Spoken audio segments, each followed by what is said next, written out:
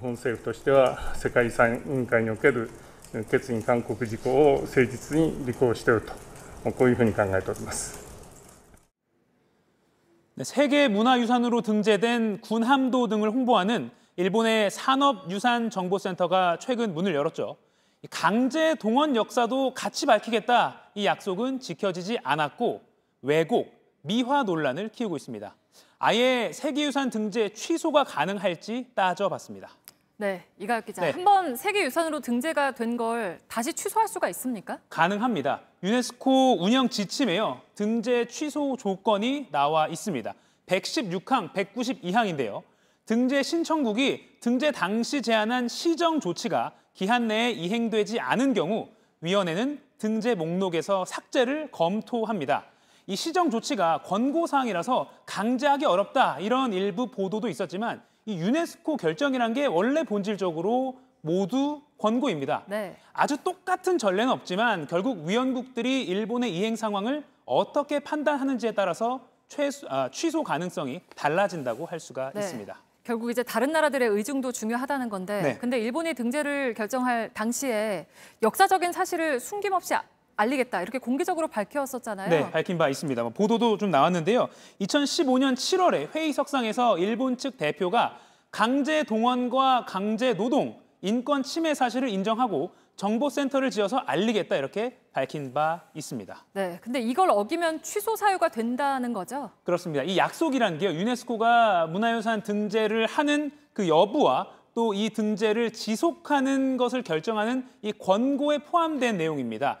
조건부 등재인 건데요. 이 약속이 어떻게 도출되고 또 국제사회가 어떻게 받아들였는지 당시 회의 영상을 저희가 직접 확인해서 정리했습니다. 보시죠.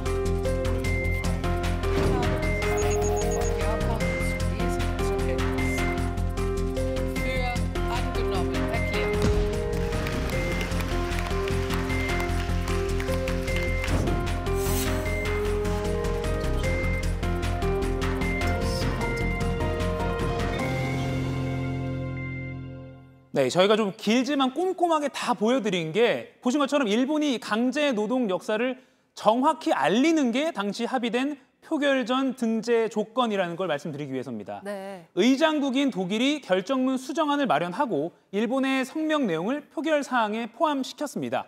일본은 강제 동원 역사를 인정하는 성명서를 사전에 나눠주고 이걸 다른 나라가 다 읽고 통과시켰습니다. 왜곡을 멈추지 않으면 이런 국제회의 결정 자체를 일본이 번복하는 게 됩니다.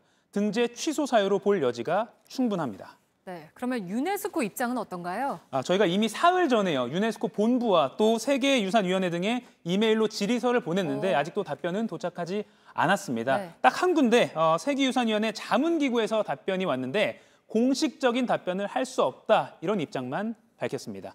다만 이미 유네스코는요, 지난 2018년 결정문에서 일본의 권고사항을 더 충실히 이행하라고 촉구했습니다.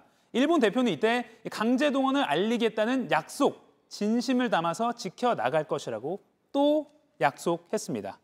정작 일본이 이 회의장 밖에서 한 말은 늘 달랐습니다. 기록을 좀 보면 강제 노동 인정한 건 아니다, 특정한 문구에 과도한 관심 두지 말아야 한다, 이런 말을 했습니다. 네. 이번에 일본이 문을 연 정보센터 전시 내용을 보면, 또 이런 말을 보면 약속 지킬 의지가 없다는 게 확실히 드러나고 있습니다. 그러게요. 앞으로 등재 취소 논의가 나올지도 좀 지켜봐야겠네요. 네. 근데 오늘 마치기 전에 할 얘기가 하나 있다면서요. 오늘 팩트체크 1000회째죠? 네, 1000회입니다. 2014년 9월 22일에 첫 방송을 시작했습니다. 과거 장면들 좀 모아봤는데요. 네. 그 이후에 5년 9개월 동안 총 오늘까지 1000개의 사안을 검증했습니다. 국내 유일의 국제 팩트체킹 네트워크 인증사로서 앞으로 더욱더 노력하겠습니다. 네, 기대하겠습니다. 팩트체크 이가혁 기자였습니다.